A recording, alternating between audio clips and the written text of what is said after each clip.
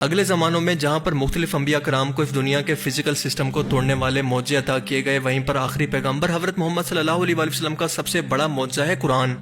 وہ قرآن جس کے ایک ایک لفظ کے اندر علم کی ایک پوری الگ دنیا بسی ہوئی ہے۔ مثال کے طور پر سورہ الرحمن، رحمان کا مطلب ہے سب سے زیادہ رحم کرنے والا۔ یہ قرآن کی انتہائی اہم صورت ہے، یا پھر یوں کہیں کہ اس کی دعوت کا مرکز ہے۔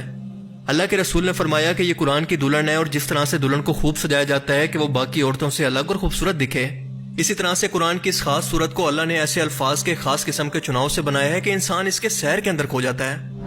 نیکولا ٹیسلا 20ویں صدی کا ایک انتہائی ذہین ترین سائنٹسٹ تھا، اور اس کا ماننا تھا کہ اگر ہم اس کائنات کی بناوٹ کو سمجھنا چاہتے ہیں تو ہمیں اسے فزیکل صورت سے ہٹ کر انرجی اور وائبریشن کی صورت میں دیکھنا ہوگا۔ ہم انسان جو کچھ بھی بولتے ہیں وہ الفاظ کا ایک خاص قسم کا پیٹرن بنا کر ہمارے جسم پر فزیکلی اثر کرتا ہے۔ مثال کے طور پر یہ مختلف قسم کے ساؤنڈ سیمپل ہیں، ہر ایک آواز کا ساؤنڈ پیٹرن بالکل الگ ہے۔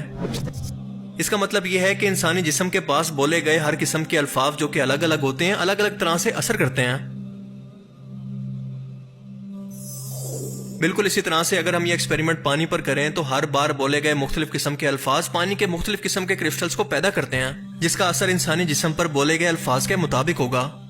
اللہ تعالیٰ نے سورہ الرحمن کے الفاظ کے اندر وہ خاص قسم کا پیٹرن رکھا ہے جو کہ پڑھ کر انسانی جسم پر اگر دم کیا جائے یا پھر اسے پانی پر پھونک کر کسی مریض کو پلا دیا جائے تو یہ اللہ کے حکم سے اسے شفا دے سکتی ہے۔ جنات کا اثر ختم ہو جاتا ہے، اور جنات اگر کسی انسانی جسم پر قابض ہیں تو اس کی خاص قسم کی ویوز فریکوینسی کو برداشت نہیں کر سکتے، یہ ان کے سسٹم سے باہر کی چیز ہے۔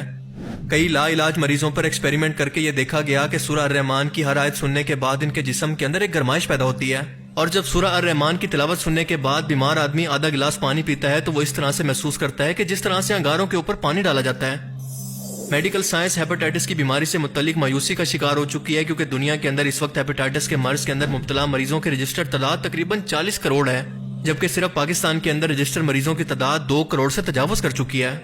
ایسے میں میڈیکل سائنس کی بے بسی انسانی ذہن اور معاشرے کی تباہی کا پیغام دے رہی ہے، لیکن سورہ الرحمن کے سننے سے یہ مرض چند ہی دنوں کے اندر وجود سے ایسے غائب ہو جاتا ہے جیسے کبھی اس کا نام و نشان ہی موجود نہیں تھا۔ آج کل زیادہ تر لوگ ذہنی ڈپریشن کا شکار ہیں، اس کے علاوہ جنات سے جڑی روحانی بیماریوں کا شکار ہیں، اور اگر کسی کا دل اللہ سے غافل ہے اور کوئی شیطان اس کے دل پر قبضہ کر چکا ہے، کوئی لا علاج بیماری ہے، تو ان تمام مسئلوں اور بیماریوں کا علاج سورہ الرحمن کے اندر خاص قسم کی فریکوینسیز کے اندر موجود ہے۔ اسے فزیکلی علاج کے ساتھ ساتھ روحانی طور پر علاج کے طور پر کیا جا سکتا ہے، اور بہت سے لوگ اس بات کے گواہ ہیں کہ وہ ایسی لا علاج بیماریوں سے سورہ الرحمن کی برکت سے شفا بھی حاصل کر چکے ہیں۔ یہ قرآن کی وہ صورت ہے جو کہ اتنی اہم ہے کہ حضرت عبداللہ بن مسعود جو کہ سابقون الاولون یعنی سب سے پہلے ایمان لانے والے صحابہ کے اندر شامل تھے، اللہ کے رسول نے باقی 3 صحابہ کے ساتھ ان کا نام لے کر فرمایا کہ جس نے قرآن سیکھنا ہو وہ ان لوگوں سے سیکھے۔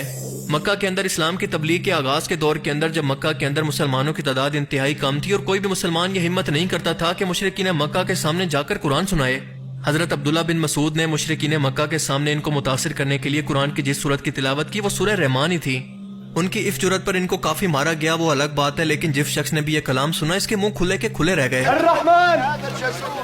علم القرآن خلق الانسان۔ سورہ الرحمن اپنے اندر بے شمار معجزات اور راز لیے ہوئے ہے۔